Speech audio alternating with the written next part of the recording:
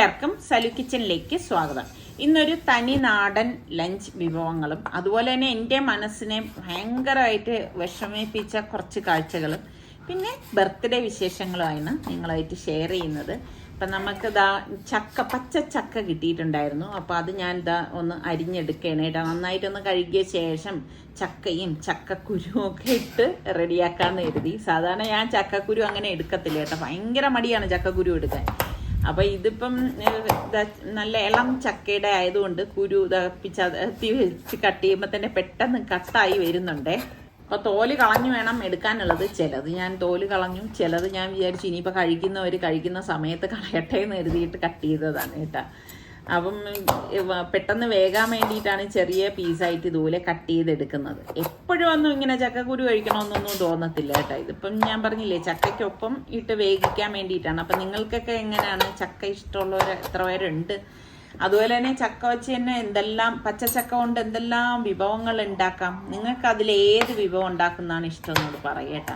പിന്നെ നമ്മൾ എന്ത് നാടൻ കറികൾ ഉണ്ടാക്കുമ്പോഴും ഇതുപോലെ മൺചട്ടിയിലൊക്കെ ഉണ്ടാക്കുമ്പോൾ അതിന് പ്രത്യേക ഒരു ടേസ്റ്റ് തന്നെയാണ്.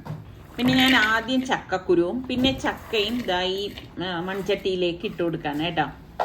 അപ്പം ചക്ക ഇതിപ്പം കണ്ടിട്ട് പെട്ടെന്ന് വെന്ത് കിട്ടുന്ന ചക്കയാണെന്നാണ് തോന്നുന്നത്. അപ്പം ചക്ക ഫുള്ളായിട്ട് ഞാൻ ഈ ചട്ടിയിലേക്ക് ഇട്ട് ഇതിപ്പോൾ വെന്ത് കഴിയുമ്പോഴേക്കും അതായത് ഒന്ന് താഴും കേട്ടോ. ഇപ്പം വെച്ചപ്പോഴേക്ക് ഇതുപോലെ ആയിപ്പോയി. ഇനിയിപ്പം ഞാൻ മാറ്റാനൊന്നും പോകുന്നില്ല. എന്നിട്ട് കുറച്ച് വെള്ളം ഇത് വേകാൻ വേണ്ടിയിട്ട് നമ്മുടെ ചക്കക്കുരു വേകണമല്ലോ, അതിനുള്ള വെള്ളമേ ഒഴിച്ചിട്ടുള്ളൂ. ഒന്ന് മൂടി വെച്ച് കൊടുക്കുകയാണ്. അപ്പം ആദ്യം അതിൻ്റെ അരപ്പൊന്ന് അരച്ച് ഒന്ന് മാറ്റി വെക്കാമെന്ന് കരുതി. അപ്പോൾ ഞാൻ ഇതിലേക്ക് തേങ്ങയും അതുപോലെ തന്നെ നമ്മളിങ്ങനെ ഓരോന്ന് ചെയ്യുമ്പോൾ അതിൻ്റേതായ അരപ്പുകൾ മാറ്റി വെക്കുമ്പോൾ നമ്മുടെ ജോലി എളുപ്പമാകും കേട്ടോ. ഒരു 3 കൊച്ചുള്ളിയും ഒരു 3-4 വെളുത്തുള്ളി അലിയും 1 ടീസ്പൂൺ ചെറിയ ജീരകവും അതുപോലെ തന്നെ 1 ടീസ്പൂണോളം മഞ്ഞൾപ്പൊടിയും 1 ടീസ്പൂൺ കാശ്മീരി ചില്ലി പൗഡറും പിന്നെ കുറച്ച് കറിവേപ്പിലയും 2 പച്ചമുളകും ഇത്രയും ചേർത്തിട്ട് പാകത്തിനുള്ള ഉപ്പ് ഞാൻ ഇതിലേക്കാണ് ഇടുന്നത്. എന്നിട്ട് ഇതൊന്ന് കറക്കിയെടുക്കാം. പിന്നെ ചിലർ മുളക് പൊടി ഇടും, ചിലർ മുളക് പൊടി ഇടത്തില്ല. എനിക്ക് ഇതിപ്പോൾ മുളക് പൊടി ഇട്ടിട്ടുള്ളതാണ് ഇഷ്ടം, അതുകൊണ്ടാണ് ഞാനിപ്പോൾ മുളക് പൊടിയും കൂടി ഇതിലേക്ക് ചേർത്ത് കൊടുത്തത്. പിന്നെ അധികം എരിവൊന്നും ഉണ്ടാകത്തില്ല കാശ്മീരി ഉപയോഗിച്ചത് കൊണ്ട് തന്നെ. അപ്പം ഇതിൻ്റെ അരപ്പ് ഇവിടെ ഒരുമാതിരി, അതായത് മഷി പോലെയൊന്നും അരച്ചെടുക്കണ്ട, തരുപ്പായിട്ട് അരച്ചെടുത്താൽ മതി. അത് ഞാൻ മാറ്റി വെച്ചു. പിന്നെ പാവയ്ക്ക ഉണ്ടായിരുന്നു കേട്ടോ. അപ്പോൾ പാവയ്ക്ക വെച്ചിട്ട് കറി ഉണ്ടാക്കാമെന്ന് കരുതി. അങ്ങനെ ഇപ്പം ഈ പാവയ്ക്കയും ഒന്ന് കട്ട് ചെയ്തെടുക്കുകയാണ്. പാവയ്ക്ക എനിക്ക് ഭയങ്കര ഇഷ്ടമുള്ള വെജിറ്റബിളാണ് കേട്ടോ. എന്നെപ്പോലെ പാവയ്ക്ക ഇഷ്ടപ്പെടുന്നവരൊക്കെ ഒന്ന് കമൻറ്റ് ചെയ്യാം കേട്ടോ. ചിലർക്ക് ഇവിടെ നിസാർക്കൊന്നും ഇഷ്ടമേ അല്ല പാവയ്ക്ക കേട്ടോ. അപ്പോൾ പാവയ്ക്ക ഞാൻ ഇതുപോലെയാണ് ഒന്ന് കട്ട് ചെയ്തെടുക്കുന്നത്. ഈ പാവയ്ക്കാണെങ്കിൽ പെട്ടെന്ന് വെന്ത് കിട്ടുവേ. പക്ഷെ എനിക്ക് ഏറ്റവും ഇഷ്ടം നല്ല കയ്പുള്ള പാവയ്ക്കാണ്. കറുത്ത പച്ച പാവയ്ക്കയില്ലേ, അതെപ്പോഴും ഒന്നും നമുക്ക് അങ്ങനെ കിട്ടത്തില്ല. അപ്പം ഈ കിട്ടിയ പാവയ്ക്ക വാങ്ങിച്ചെന്നേ ഉള്ളൂ. പിന്നെ ഫാബി മോൾക്കും പാവയ്ക്ക ഇഷ്ടമാണ്. അപ്പം 3-4-5 വെളുത്തുള്ളി എല്ലിയും എടുത്തിട്ടുണ്ട്. അപ്പം വയറിന് എന്തുകൊണ്ടും നമ്മൾ വെളുത്തുള്ളിയൊക്കെ ചേർത്തിട്ട് ഉണ്ടാക്കുമ്പം നല്ലതാണ് കേട്ടോ. അതും ഒന്ന് അരിഞ്ഞെടുക്കുകയാണ്. പിന്നെ പച്ചമുളക്, നമ്മളുടെ എരിവിൻ്റെ പാകത്തിനുള്ള പച്ചമുളക് എടുത്താൽ മതി. ഞാനിവിടെ അത്യാവശ്യം എരിവുള്ള പച്ചമുളക് തന്നെയാണ് എടുത്തിരിക്കുന്നത്. 2 കട്ട് ചെയ്തെടുക്കുകയാണ്. അപ്പോൾ നമ്മുടെ ചക്ക എന്തായെന്ന് നോക്കാം. അടപ്പ് മാറ്റി. അപ്പോൾ ചക്ക വെന്ത് വരുന്നുണ്ട്, പൂർണ്ണമായി വെന്തിട്ടില്ല. അപ്പോൾ ഞാനൊന്ന് അടി ചേർത്തൊന്ന് ഇളക്കി കൊടുക്കുകയാണ് കേട്ടോ. അപ്പോൾ ഇതാണ് ഇത്. ഇങ്ങനെ ആവിയിലിരുന്ന് തന്നെ പെട്ടെന്ന് വെന്ത് കിട്ടും. നമ്മൾ ആദ്യം കുറച്ച് വെള്ളം ഒഴിച്ചു കൊടുത്തല്ലോ, അപ്പോൾ കുറച്ചുകൂടി വെള്ളം വേണമെന്ന് എനിക്ക് തോന്നി. ആ ചക്കക്കുരു വെന്ത് വരുന്നതേ ഉള്ളൂ. അപ്പോൾ ഞാൻ കുറച്ച് വെള്ളം കൂടി ഒഴിച്ചിട്ട് ഒന്ന് മൂടി വെച്ചു കൊടുത്തു. പിന്നെ അത് കഴിഞ്ഞ ശേഷം വീണ്ടും ഒന്ന് മൂടി മാറ്റിയിട്ട് ഒന്ന് ഇളക്കി കൊടുക്കണം. അപ്പം നമ്മൾ ഈ വെള്ളം ഒഴിക്കുമ്പോൾ എപ്പോഴും തിളച്ച വെള്ളം തന്നെ ഒഴിച്ചു കൊടുക്കാൻ പ്രത്യേകം ശ്രദ്ധിച്ചേക്കണം കേട്ടോ. എങ്കിൽ മാത്രമേ നമുക്ക് എന്ത് കറി ഉണ്ടാക്കുമ്പോഴും നമ്മൾ തിളച്ച വെള്ളം ഉപയോഗിച്ചാൽ മാത്രമേ കറികൾക്കൊക്കെ നല്ല ടേസ്റ്റൊക്കെ ഉണ്ടാവത്തുള്ളൂ. പച്ചവെള്ളം ഉപയോഗിച്ച് നമ്മളങ്ങനെ കറികൾക്ക് എടുക്കരുതേ. ഞാൻ എല്ലാത്തിനും ഞാൻ തിളപ്പിച്ച് കെറ്റിൽ വെച്ചിട്ടുണ്ട് വെള്ളം. ആ തിളപ്പിച്ച വെള്ളം തന്നെയാണ് ഇതിനൊക്കെ ആയിട്ട് ഉപയോഗിക്കുന്നത് കേട്ടോ. അപ്പോൾ ഇതുപോലെ ഒന്ന് ഇളക്കി കൊടുക്കണം. വലിയൊരു ചട്ടിയായിരുന്നെങ്കിൽ കുറച്ചുകൂടി സൗകര്യമായിരുന്നു കേട്ടോ. അപ്പോൾ ഞാൻ ഈ സമയം കുറച്ച് ഉപ്പിട്ട് കൊടുക്കുകയാണ്. നമ്മൾ അരപ്പിൽ ഉപ്പിട്ടിട്ടുണ്ട്, അത് അഡ്ജസ്റ്റ് ചെയ്ത് വേണം ഇതിലേക്ക് ഉപ്പിട്ട് കൊടുക്കാൻ. അപ്പോൾ അതവിടെ വേകുന്ന സമയത്ത് മറ്റൊരു ചട്ടി ഇപ്പുറത്തെ അടുപ്പിലേക്ക് വെച്ചു, വെളിച്ചെണ്ണ ഒഴിച്ചു. പിന്നെ കടുകും അതുപോലെ തന്നെ ചെറിയ ജീരകവും പൊട്ടിച്ച ശേഷം വറ്റൽമുളക് ഇട്ട് കൊടുത്തു. പിന്നെ കുറച്ച് കറിവേപ്പിലയും കൂടി ഇട്ട് കൊടുത്ത ശേഷം നമ്മൾ ഈ അരിഞ്ഞു വെച്ചിരിക്കുന്ന പച്ചമുളകും കൂടി ചേർത്ത് ഒന്ന് മൂപ്പിച്ചെടുക്കാം. ശരിക്കും ഇത് നിൽക്കാൻ വയ്യ കേട്ടോ, നല്ല ചുമ വരുന്നുണ്ട്. നമ്മളിങ്ങനെ മൂപ്പിക്കുന്നത് ഇങ്ങനെ മൂക്കിലേക്ക് അടിച്ച് ചുമച്ച് കഴിഞ്ഞാൽ ആ കറി അടിപൊളിയാവും എന്നൊക്കെയാണ് പഴമക്കാർ പറയണത് കേട്ടോ. ഇത് ഇത്ര ശരിയുണ്ടെന്ന് അറിയുന്നവരൊക്കെ ഒന്ന് പറഞ്ഞാൽ മതിയേ. പിന്നെ കുറച്ച് നമ്മൾ ഈ അരിഞ്ഞ് വെച്ചിരിക്കുന്ന പാവയ്ക്കയും പാകത്തിനുള്ള ഉപ്പും കൂടി ഇട്ടിട്ട് ഒന്ന് വഴറ്റി കൊടുക്കാൻ. അപ്പം മീഡിയം ഫ്ലെയിമിൽ വെച്ചിട്ട് തന്നെയാണ് ഇതുപോലെ ഒന്ന് വഴറ്റി കൊടുക്കണത്. ഇതൊന്ന് മൂടി വെച്ച് കൊടുക്കാം, അപ്പോൾ പെട്ടെന്ന് വെന്ത് കിട്ടും. ആ സമയത്ത് കണ്ട നമ്മളുടെ ചക്ക ഞാൻ അടപ്പ് മാറ്റിയപ്പോഴേക്ക് വെന്തിട്ടുണ്ടായിരുന്നു. അപ്പോൾ നമ്മൾ ഈ അരച്ചെടുത്ത് വെച്ചിരിക്കുന്ന അരപ്പുണ്ടല്ലോ, അത് ഇതിലേക്ക് ഇട്ട് കൊടുക്കാം. ഇതിലേക്ക് ഇട്ട് കൊടുത്ത ശേഷം ഇനി എല്ലാം ചേർത്ത് കുറച്ച് കറിവേപ്പിലയും കൂടി ഞാൻ ഇട്ട് കൊടുക്കുന്നുണ്ട് കേട്ടോ. എന്നിട്ട് എല്ലാം ചേർത്തിട്ട് ഇതുപോലെ ഒന്ന് ഇളക്കി യോജിപ്പിച്ച് കൊടുക്കാം. എനിക്കാണെങ്കിൽ ഏത് കറിക്കായാലും കുറച്ചധികം കരിവേപ്പില ഇടുന്നതാണ് ഇഷ്ടം കേട്ടോ. പ്രത്യേകിച്ച് നമ്മുടെ ഈ നാടൻ കറികളൊക്കെ ഉണ്ടാക്കുമ്പോഴേക്ക് കറിവേപ്പില ഇല്ലെങ്കിൽ എന്തോ പോലാണ്. അതുകൊണ്ടാണ് ഏത് കറിക്ക് ഞാൻ കുറച്ചധികം കറിവേപ്പില ഇടുന്നത് കേട്ടോ. പക്ഷെ ചക്ക നമുക്ക് വേണമെങ്കിൽ പ്രഷർ കുക്കറിൽ വെക്കാം, പക്ഷെ പ്രഷർ കുക്കറിൽ വെച്ച് അത്ര ടേസ്റ്റ് ഉണ്ടാവത്തില്ല കേട്ടോ. അപ്പം ഞാൻ അതൊന്ന് മിക്സ് ചെയ്ത് വെച്ച ശേഷം ഇപ്പം നമ്മുടെ പാവയ്ക്ക് എന്തായാലും നോക്കി അടപ്പുറത്ത് മാറ്റിയിട്ട് ഒന്ന് ഇളക്കി കൊടുക്കാണ്. അപ്പോൾ ഇതിപ്പം ഓൾമോസ്റ്റ് വെന്ത് വന്നിട്ടുണ്ട്. ഇതിലേക്ക് മഞ്ഞൾപ്പൊടിയും കൂടി ചേർത്തിട്ട് ഒന്ന് വഴറ്റി കൊടുക്കാൻ കേട്ടോ. ഫ്ലെയിം ഞാൻ ചെറുതായിട്ടൊന്ന് കൂട്ടി കൊടുത്തിട്ടുണ്ടായിരുന്നു. അപ്പോൾ ഇത് ഒരുപാട് അങ്ങ് വെന്തുടയാനായിട്ടൊന്നും നിൽക്കേണ്ട, ഒന്ന് മൂടി വെച്ച് കൊടുക്കാൻ കേട്ടോ. ഒരു 2 മിനിറ്റിന് ശേഷം അടപ്പൊന്ന് മാറ്റിയിട്ട് ഇതുപോലെ ഒന്ന്, അപ്പോൾ എല്ലാം പാകത്തിന് പിടിച്ച് വന്നിട്ടുണ്ട്. അപ്പോൾ ഇതുപോലെ ഒന്ന് ഇളക്കി കൊടുത്ത ശേഷം അപ്പോഴേക്ക് ഞാൻ ചക്ക മൂടി വെച്ചിരുന്നല്ലോ, അത് ഗ്യാസ് ഓഫ് ചെയ്ത് കൊടുക്കണേ. എന്നിട്ട് ഇതുപോലെ ഒന്ന് ഇളക്കി എടുക്കുമ്പോൾ നമ്മളുടെ ചക്കക്കൂട്ടാനും റെഡി ആയിട്ടുണ്ട്. ശരിക്കും ഇത് മീൻകറിയൊക്കെ കൂട്ടി കഴിക്കാൻ നല്ല ടേസ്റ്റാണ്. ഞാൻ ഇതുവരെ മീൻ വാങ്ങിയിട്ടേ ഇല്ല എന്നുള്ളതാണ് കേട്ടോ. ഇപ്പം എത്ര നാളായെന്നറിയോ നമ്മുടെ ഈ വീട്ടിൽ മീൻ കൂട്ടിയിട്ട്. എന്തോ മനസ്സിന് ഒരു ഇത് കിട്ടണില്ല. നിങ്ങളൊക്കെ എങ്ങനെ മീൻ കൂട്ടി തുടങ്ങിയോ? നിങ്ങളുടെ അഭിപ്രായം കൂടെ പറയട്ടെ. എന്നാലും മീൻ കൂട്ടാന്ന് പറഞ്ഞാലും എനിക്ക് അങ്ങ് മനസ്സ് കേൾക്കുന്നില്ല, കുറച്ചുകൂടിയൊക്കെ കഴിയട്ടെ എന്ന് കരുതി. അപ്പോൾ ഞാൻ ഇതിലേക്ക് പാവയ്ക്കയിലേക്ക് കുറച്ച് തിളച്ച വെള്ളം ഒഴിച്ചു കൊടുത്തേ, വളരെ കുറച്ച്.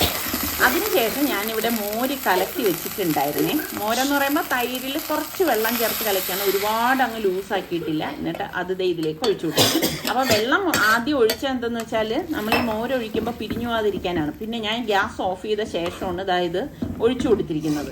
എന്നിട്ട് ഇതുപോലെ ഒന്ന് ഇളക്കി കൊടുക്കുമ്പോൾ നമ്മളുടെ പാവയ്ക്ക മോര് കറി റെഡിയാണ്. അടിപൊളി ടേസ്റ്റാണ്. നിങ്ങൾ ട്രൈ ചെയ്യാത്തവരുണ്ടെങ്കിൽ ഒരു പ്രാവശ്യമെങ്കിലും ട്രൈ ചെയ്ത് നോക്കണം കേട്ടോ. അപ്പോൾ അതും അടച്ച് മാറ്റി വെക്കുകയാണ്. ഇന്ന് പാവയ്ക്കക്കറി ഉണ്ടാക്കാനുള്ള കാര്യം എന്ന് പറഞ്ഞാൽ ഇന്നിപ്പം നിസാർക്ക ഇല്ല കേട്ടോ, ഒരാവശ്യമായിട്ട് പുറത്ത് പോയിരിക്കുകയാണ്. അപ്പോൾ ഞാൻ പറഞ്ഞു ഞാനിന്ന് ലഞ്ച് കഴിച്ച ശേഷം പുറത്തേക്കൊന്ന് പോകുന്നു. അപ്പോൾ സനമോള് ഉള്ളത് കൊണ്ട് ഫാബിമോൾക്ക് വരാനും പറ്റത്തില്ല. അപ്പം നിസാർക്ക പറഞ്ഞ് കാർ എടുത്തിട്ട് പോകുമെന്ന് പറഞ്ഞു. പക്ഷേ ഇപ്പോഴത്തെ ഈ ഒരു ക്ലൈമറ്റിൽ ഞാൻ പറഞ്ഞു വേണ്ട, ഞാൻ പെട്ടെന്ന് പോയിട്ട് വരാമെന്ന് പറഞ്ഞു. അങ്ങനെ ഇപ്പം ഞാൻ ഒറ്റയ്ക്കാണ് പോണത്. ഒറ്റയ്ക്ക് പോകാൻ ഒരു കാരണം കൂടെ ഉണ്ട്, അതിലൊരു സർപ്രൈസ് ഉണ്ട് കേട്ടോ. അപ്പോൾ ഫാബിമോളും കൂടി വന്നു കഴിഞ്ഞാൽ അത് ശരിയാകത്തില്ല. അതുകൊണ്ടാണ് ഞാൻ പിന്നെ അവരെ കൂട്ടാതെ ഒറ്റയ്ക്ക് പോകുന്നത്. എനിക്കിവിടെ അടുത്ത് വരെ വരേണ്ട ഒരു ആവശ്യം ഉണ്ടായിരുന്നു. ഇപ്പം ഞാൻ ഒറ്റയ്ക്കാണ് കേട്ടോ. അപ്പം നമ്മളുടെ പത്രങ്ങളിലും ഒക്കെ വന്നിട്ടുണ്ടായിരുന്നു ശംഖുമുഖത്തിൻ്റെ ഇപ്പോഴത്തെ അവസ്ഥ.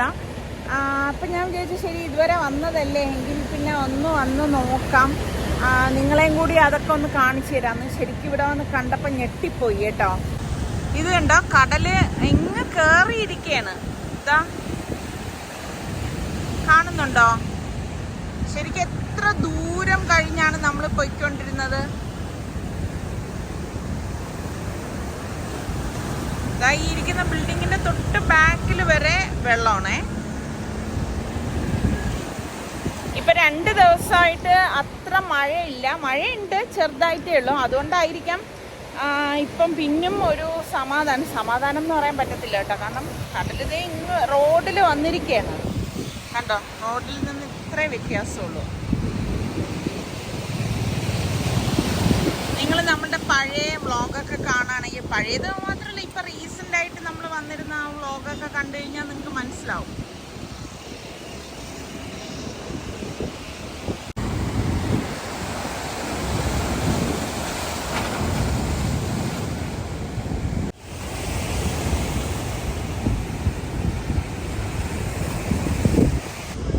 സനമോളെയൊക്കെ കൊണ്ടുവരുമ്പോഴേക്ക് വന്ന് നിൽക്കുന്ന സ്ഥലമാണ് ഇത്.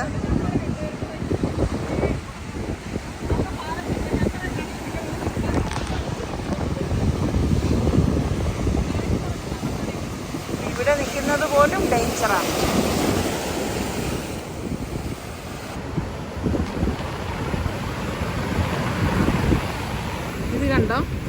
തിരമാല എവിടെ എത്തി നോക്കിയേ. മറ്റത് നിങ്ങൾ ഓർക്കുന്നുണ്ട്, നമ്മൾ ഈ കല്ല് വഴിയാണ് ഇറങ്ങി കുറേ ദൂരം നടന്നു പോകുമ്പോഴാണ് ഈ തിരമാലകളൊക്കെ വരുന്നത്. ഇതിന് താഴ്ഭാഗമൊക്കെ പൊള്ളയായിട്ട് കിടക്കാനായിട്ട് അതാ ഇതുപോലെ കണ്ടോ. അന്ന് വന്നപ്പോഴേക്ക് കുറച്ചേ ഉണ്ടായിരുന്നല്ലോ, പക്ഷെ ഇപ്പം അത് കൂടുതലായിരിക്കണേ. മുമ്പ് ഇവിടെ വന്നപ്പോഴാണ് പാർട്ടിയൊക്കെ നടപ്പുണ്ടായിരുന്നത്. ഇതേ കണ്ടോ, കടലിൽ ഇങ്ങനെ എത്തിയിരിക്കുകയാണ് കണ്ടോ. ഈ ഭിത്തി എല്ലാം പൊളിഞ്ഞു. ഇത് നിങ്ങൾക്ക് കാണുമ്പോൾ തന്നെ മനസ്സിലായില്ലേ. ഇതേ കണ്ടോ, ഈ നടപ്പാതയായിരുന്നേ. ആ ടൈല് നിൽക്കുന്ന കണ്ടോ.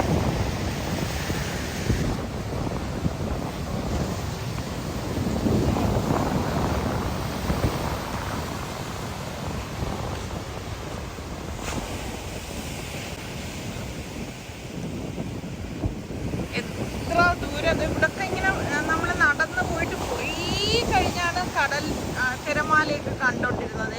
ഇപ്പൊ കണ്ട ആ കൽമണ്ഡപം അതിന് അടുത്ത് വരെ എത്തിയിരിക്കുകയാണ്. ഇങ്ങനെ പോവാണെങ്കിൽ അതും ശരിക്കും പറഞ്ഞ അപകട ഭീഷണി തന്നെയാണ്.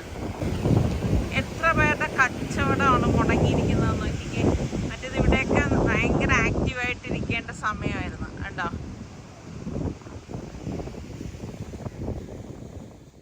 ശരിക്കും പറഞ്ഞാൽ വളരെ പ്രയാസമുള്ള കാഴ്ചയായിപ്പോയി കേട്ടോ.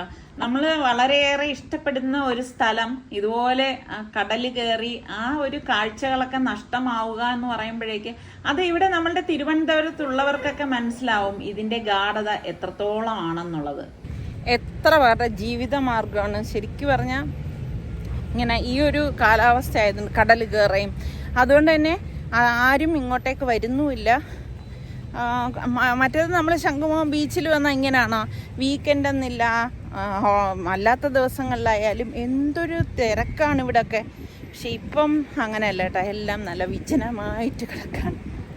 അങ്ങനെ കുറച്ച് നേരമൊക്കെ ഞാൻ അവിടെ നിന്നിട്ട് ഞാൻ വിചാരിച്ചു എന്താ പിന്നെ ഇനിയിപ്പം തിരിച്ചു പോവാന്ന്. അത്യാവശ്യം നല്ല വെയിലിന് ചൂടുണ്ട് കേട്ടോ. അപ്പോൾ എനിക്ക് ഭയങ്കര ദാഹം വന്നു. അപ്പം ഞാൻ വരുന്ന വഴിയിൽ ദേ ഇവിടെ ഒരു കടയിൽ ഇതാ നൊങ്കും കരിക്കും ഒക്കെ വയ്ക്കുന്നുണ്ട്. എന്തായാലും കരിക്കും വെള്ളം കുടിച്ചാലേ നമുക്ക് ആ ഒരു ക്ഷീണമൊക്കെ ഒന്ന് മാറത്തുള്ളൂ. അങ്ങനെ കരിക്കും വെള്ളം വാങ്ങി കുടിച്ചപ്പോഴേക്ക് കരിക്കുണ്ടായിരുന്നു കേട്ടോ. അങ്ങനെ അതും കഴിഞ്ഞിട്ടാണ് അടുത്തതായി മോളിലേക്ക് എത്തിയിരിക്കുന്നത്. എൻ്റെ ഫോണിൻ്റെ സ്ക്രീൻ ഗാർഡ് എനിക്കൊന്ന് ചേഞ്ച് ചെയ്യണമായിരുന്നു. അപ്പോൾ ഞാൻ വിചാരിച്ചു എന്തായാലും ഇതുവരെ വന്നതല്ലേ, അങ്ങനെ ഞാൻ ഈ MOTയിലേക്ക് വന്നതാണ്. അപ്പോൾ ഇതൊന്ന് ചേഞ്ച് ചെയ്തിട്ട് പോവാം. ഈ ഒരു സമയത്ത് മോളിലേക്ക് വന്നതുകൊണ്ട് തന്നെ അങ്ങനെ റഷൊന്നുമില്ല കേട്ടോ. അപ്പം നമുക്ക് വേണ്ട കാര്യങ്ങൾ പെട്ടെന്ന് ചെയ്ത് തീർക്കാനും പറ്റും. അപ്പോൾ ഇതാ കണ്ടോ, ഡബിൾ ഡെക്കർ ബസ് ഇങ്ങനെ അതിൻ്റെ അകത്ത് ഇങ്ങനെ ഓടിക്കൊണ്ടിരിക്കുന്നുണ്ട്. ഇത് വലിയവർക്ക് വേണമെങ്കിലും ഇതിനുള്ളിൽ കയറാം കേട്ടോ. അപ്പം അതിങ്ങനെ എനിക്ക് തോന്നുന്നു ആളിനെയും കൊണ്ട് ഒരു രസത്തിന് വേണ്ടി ഇങ്ങനെ കറങ്ങാണെന്ന് തോന്നുന്നില്ല. ഷോപ്പൊക്കെ കാണാൻ വേണ്ടിയിട്ടാണെന്ന് തോന്നുന്നു. ഞാനതൊന്നും നോക്കിയില്ല. പിന്നെ നമുക്ക് വന്ന കാര്യം നടത്തണമല്ലോ. അങ്ങനെ ഞാൻ ഇവിടെ വന്നപ്പോഴേക്ക് അവർ പിന്നെ അതിൻ്റെ കാര്യങ്ങളൊക്കെ വെക്കാണ്. അപ്പോൾ ഇവിടെ വന്ന സ്ഥിതിക്ക് ഞാൻ പുതിയ ഫോണൊക്കെ ഒന്ന് നോക്കാനുണ്ട്. അതിപ്പോൾ എങ്ങനെ ആയാലും അങ്ങനെ തന്നെയാണല്ലോ. ഇപ്പം നമ്മളുടെ എനിക്ക് ഇപ്പം ലേറ്റസ്റ്റ് ഫോൺ കാണുമ്പോഴേക്കും നമ്മളുടെ അത്ര ക്ലാരിറ്റി ഇല്ല എന്നൊരു തോന്നൽ. അതിപ്പം എനിക്ക് മാത്രമല്ല ഒരുമാതിരി എല്ലാവർക്കും അങ്ങനെയൊക്കെ തന്നെ തോന്നും എന്നാണ് തോന്നുന്നത്. അപ്പം അദ്ദേഹം നോക്കിയിട്ട് പറഞ്ഞ് നിങ്ങളുടെ ഫോണിന് ഒരു കുഴപ്പമില്ലല്ലോ, നല്ല ക്ലാരിറ്റി ഉണ്ടല്ലോ എന്നൊക്കെയാണ് ഈ ഷോപ്പിലുള്ളവർ പറയണത്. പലപ്പോഴും ഞാൻ ഇതുപോലെ മോളിലൊക്കെ ചെല്ലുമ്പോഴേക്ക് ഐഫോണിൻ്റെ ഷോപ്പിൽ ചെന്നിട്ട് ഇതുപോലെ ചോദിക്കുമ്പോഴേക്കും അവർ പറയാറുണ്ട് നിങ്ങളുടെ ഫോണിന് ഒരു കുഴപ്പമില്ല, നല്ല ക്ലാരിറ്റി ആണെന്നൊക്കെ പറയുമ്പോഴേക്കും ഞാൻ സമാധാനത്തോടെ വീട്ടിൽ വരുവേ.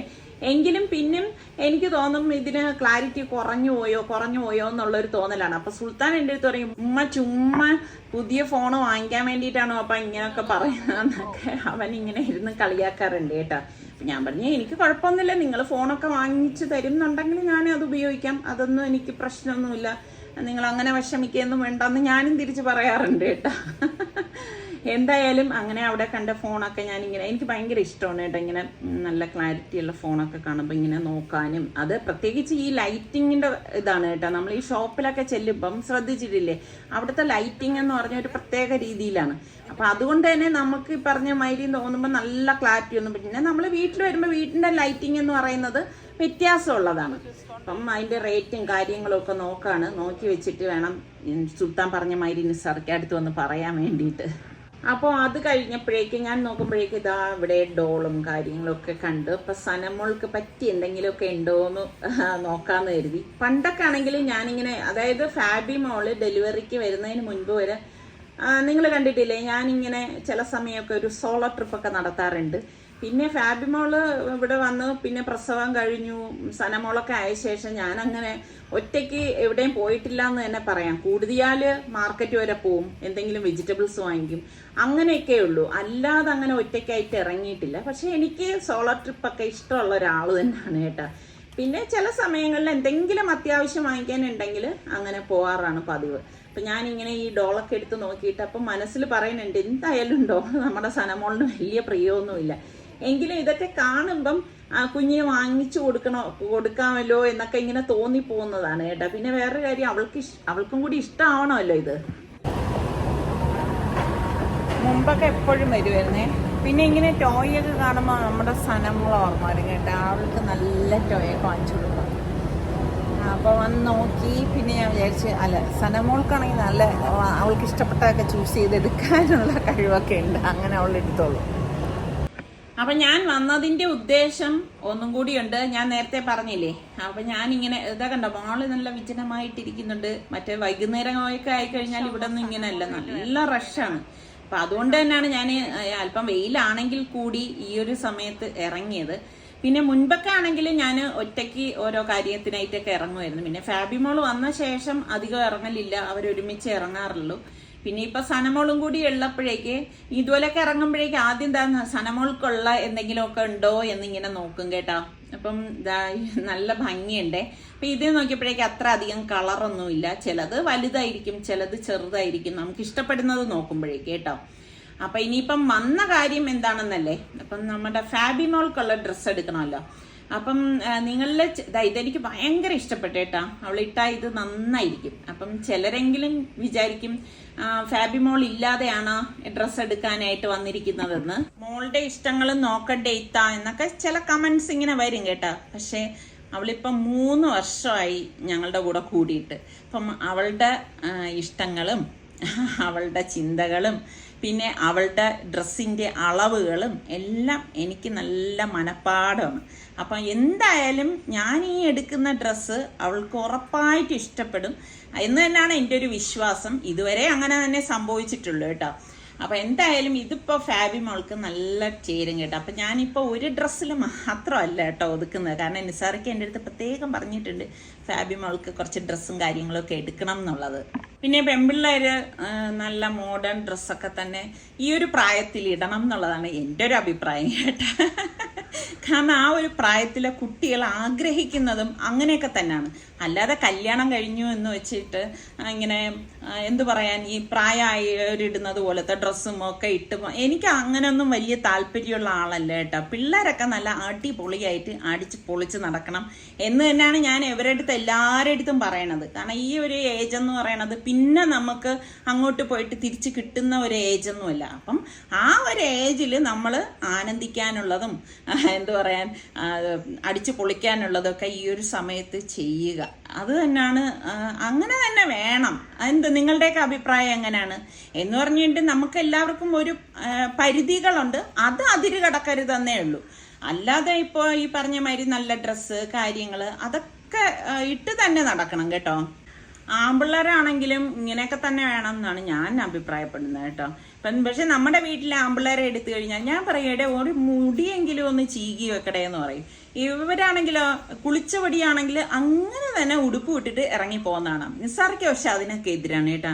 നിസാർക്ക് എപ്പോഴും പുറത്തിറങ്ങുമ്പോൾ കണ്ടിട്ടില്ലേ ഭയങ്കര എന്തു പറയാൻ വെൽ ഡ്രസ്ഡ് ആയിട്ടൊക്കെ ഇറങ്ങത്തുള്ളൂ. അത് ഇപ്പോഴെന്നല്ല, ഞാൻ കല്യാണം കഴിഞ്ഞ ആ സമയം മുതൽ നിസാർക്കയെ കാണുന്ന ആ ഒരു രീതി തന്നെയാണ്. നിസാർക്ക് എപ്പോഴും പറയും നല്ല നീറ്റായിട്ട് വൃത്തിക്കൊക്കെ നടക്കണം എന്ന് പറയും. പക്ഷെ ഇവിടെ പിള്ളേരെ എടുത്തു കഴിഞ്ഞാൽ അവരങ്ങനൊന്നുമില്ല കേട്ടോ. അവർക്ക് തോന്നുന്ന ഡ്രസ്സും എടുത്തിട്ട് അവരുടെ വഴിക്ക് അങ്ങ് നടക്കും. അപ്പം ഞാൻ പറയും കുറച്ചൊക്കെ നല്ല കുറച്ചെങ്കിലും ഈ ഡ്രസ്സും കാര്യങ്ങളും ഒക്കെ നോക്കി ഇട്ട് നടക്കുന്ന ആരെന്ന് ചോദിച്ചു കഴിഞ്ഞാൽ നമ്മുടെ റിച്ചു മോനാണ് കേട്ടോ. റിച്ചു മോൻ അങ്ങനെ ഈ കുറച്ച് ചുളുങ്ങിയ ഡ്രസ്സൊക്കെ ഇടാനൊക്കെ ഭയങ്കര ബുദ്ധിമുട്ടുള്ള ഒരാളാണ്. അങ്ങനെയൊന്നും അവൻ ഇടത്തൊന്നുമില്ല കേട്ടോ. മറ്റവർ രണ്ടുപേരും കണക്ക് തന്നെയാണ്. അങ്ങനെ ഇവിടെ നിന്ന് ഡ്രസ്സ് എല്ലാം എടുത്തിട്ട് ഇറങ്ങാനായിട്ട് കുറച്ച് ടൈം എടുത്തു കേട്ടോ. കാരണം എല്ലാം നമ്മൾ സെലക്ട് ചെയ്തൊക്കെ എടുക്കണ്ടായിരുന്നു. അപ്പം കുറേ ഇതിനിടയിലൊക്കെ ഞാൻ നോക്കി. എന്നിട്ട് പിന്നെ ഞാൻ ഇങ്ങനെ മനസ്സിൽ കരുതും അവൾ അതിട്ടാൽ എങ്ങനെ ഇരിക്കും, അതൊക്കെ നോക്കിയാണ് ഓരോന്ന് എടുത്തത്. വാ, അടിപൊളി.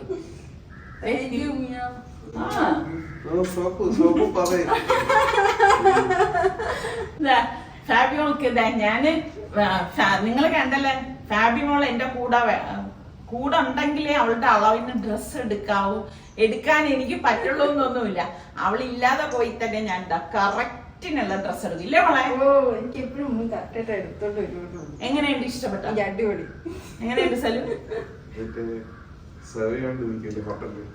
അസൂയുള്ളവർ അങ്ങനെ പലതും പറയുമോ? അസൂയുള്ളവർ നിങ്ങൾ പറയും. ഫാബിമോൾ ഇനിയിപ്പോ ഇത് ഓരോന്ന് ഇട്ട് വരുമ്പോഴേക്ക് ഏതാണ് നല്ലതെന്ന് നിങ്ങളൊന്ന് പറയണേ. ഏതിടുമ്പോഴാണ് ഭംഗിയെന്ന്. നല്ല ഭംഗിയുണ്ട് മോളെ. അടുത്തിട്ടുണ്ട്.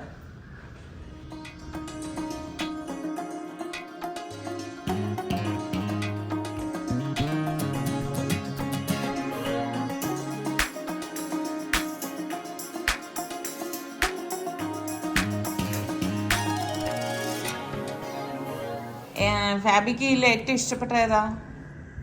നല്ല രസമൊക്കെയാണ്. പക്ഷെ എനിക്ക് മറ്റേ പച്ച ഇഷ്ടപ്പെട്ടു. എനിക്ക് ഇതാണ്, ഇത് കണ്ടപ്പോഴേ എനിക്ക് ഇഷ്ടപ്പെട്ടു. മോക്കത് നന്നായിട്ട് ചേരും തോന്നുന്നു. അപ്പം നിങ്ങൾ പറയും ഫാബിമോൾ ഇപ്പോൾ ഇട്ടതിൽ ഏതാണ് നിങ്ങൾക്ക് ഇഷ്ടപ്പെട്ടതെന്ന്. അപ്പം എന്തായാലും ഇന്നല്ല ഇവളുടെ ബർത്ത്ഡേ 24-നാണ്. പിന്നെ ഞാൻ പറഞ്ഞില്ലേ എനിക്ക് ക്ഷമയില്ലാത്തത് കൊണ്ട് ഞാൻ ഇതാണ്. ഇപ്പം നിസാറൊക്കെ വരുമ്പോൾ ചിലപ്പോൾ എൻ്റെ അടുത്ത് പറയും സർപ്രൈസായിട്ട് കൊടുക്കാനുള്ളതിന് നീ ഇപ്പോഴേ എന്തിനാണ് പൊട്ടിച്ചതെന്നൊക്കെ ചോദിക്കും.